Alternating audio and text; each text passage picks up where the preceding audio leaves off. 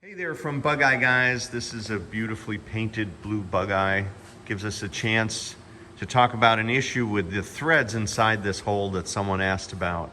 This is a car we're building for a customer, by the way, just back from the paint shop. But if you're unfamiliar, the two machine screws hold the windshield stanchion on in these holes here, and so the frame mounts along the cowl here.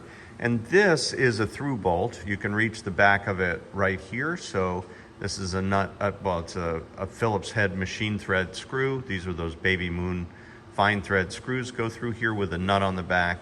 And this one is the same screw, but without the nut, because there are meant to be captive threads on the back side of this hole. And that's the subject of our video today. What do you do when those captive threads are messed up? And that's a common problem. Now, so here's your, where is it? You can't see it because the skin is here. The other hole is right there. That's the back hole. But the front hole is up here under this sheet metal integral to the underside of the cowl.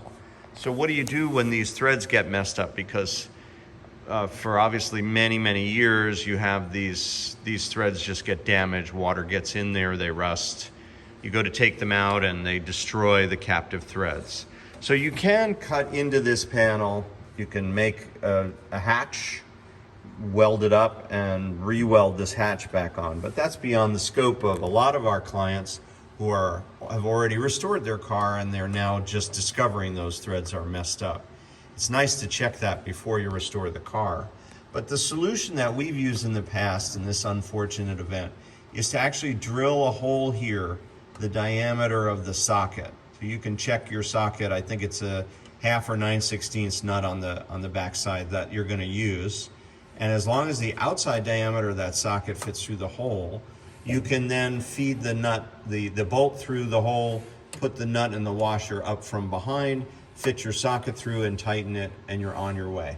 So that's the best solution that we found to get inside this cavity on the back side here, which is where that captive nut lives.